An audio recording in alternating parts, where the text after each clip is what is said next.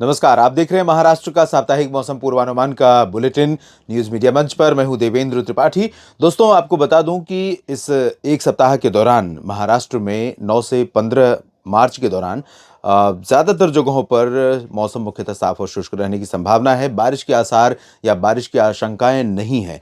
वैसे भी ये जो प्री मानसून सीजन है, मार्च का महीना है, इस दौरान महाराष्ट्र में चाहे वो विदर्भ की बात करें, जहां पर कि बंगाल की खाड़ी से आमतौर पर आने वाली हवाएं कई बार असर डालती हैं। इस समय भी कई जगहों पर यहाँ पर उड़ीसा और छत्तीसगढ़ पर कुछ बादल बन रहे हैं, क्योंकि नमी का फ्लो बना हुआ है। और विदर्भ और मराठवाड़ा के ऊपर से लातूर, परभणी, हिंगोली, वाशिम, अकोला, अमरावती, इस रीजन से, और यहाँ तक कि उस्मानाबाद, जालना और बुल्ढाना के ऊपर से भी, और इधर भंडारा, गोंदिया, नागपुर, गढ़चिरौली, चंद्रपुर के ऊपर से आर्द्रता वाली हवाएं बंगाल की खाड़ी से आने के बाद इस तरह से ऊपर की तरफ जा रही हैं। यहां पर कुछ इलाकों में बादल भी बन रहे हैं, लेकिन ये बादल बारिश देने वाले नहीं है।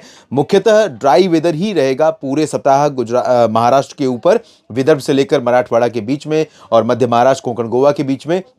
लेकिन कुछ इलाकों में आज थोड़ा घने बादल यहां पर दिख सकते हैं, कल भी बादल दिख सकते हैं। घने बादल मतलब जिन बादलों को देखकर आपको ऐसा लग सकता है कि बारिश होने की संभावनाएं बन रही हैं क्या, और लेकिन ऐसा है नहीं। गढ़चिरौली, चंद्रपुर, गोंदिया, भंडारा, नागपुर, इन रीजन्स में कहीं पर कुछ बूंदे पड़ जाएं आज और कल तो कोई सरप्राइज नहीं है। आज कल यानी 9 और 10 मार्च को, उसके बाद 11, 12, 13, 14 मार्च को पूरे राज्य में मुख्यतः साफ और शुष्क मौसम रहेगा। लेकिन 15 मार्च से फिर से यहां पर पूर्वी रीजन में, विदर्भ के उत्तरी इलाकों में और मराठवाड़ा के कुछ हिस्सों में बादल बनने शुरू होंगे, बादल पहुंचने शुरू होंगे। और कुछ इलाकों में बुल्ढाना, कोला, अमरावती, वाशिम, यवतमाल, वर्धा, नागपुर, भंडारा, गोंदिया के बीच में कुछ इलाकों में बारिश की संभावना भी उस दौरान दिखाई दे रही है। 15-16 मार्च को, 14 मार्च से ही बादल दिखाई देने लगेंगे। और उससे पहले 13-14 मार्च को उत्तर की दिशा से ठंडी हवाएं अमरावती से लेकर नंदुरबार, जलगांव, धुले, नासिक, पालघर, ठाणे, मुंबई और अलीबाग यानी रायगढ़ और अहमदनगर, संभाजीनगर, बुल्ढाना, कोला, अमरावती,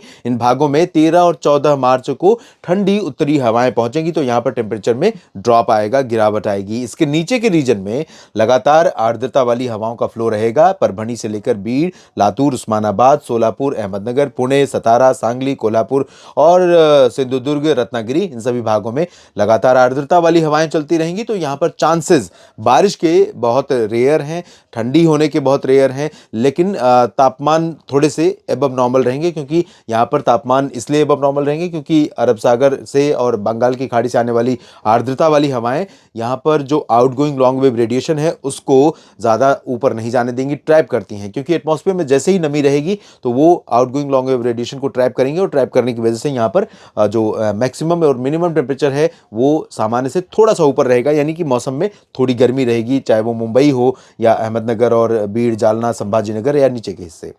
महाराष्ट्र के साप्ताहिक मौसम पूर्वानुमान के इस बुलेटिन में अभी इतना ही। आप मेरे साथ जुड़े रहिएगा न्यूज मीडिया मंच और मौसम तक चैनल पर। आप सभी का बहुत बहुत धन्यवाद। जानकारियां ठीक लगे तो वीडियो को लाइक और शेयर कीजिए, कमेंट बॉक्स में अपनी प्रतिक्रिया दीजिए, और चैनल को अगर आपने सब्सक्राइब नहीं किया है तो जरूर कर लीजिए। धन्यवाद।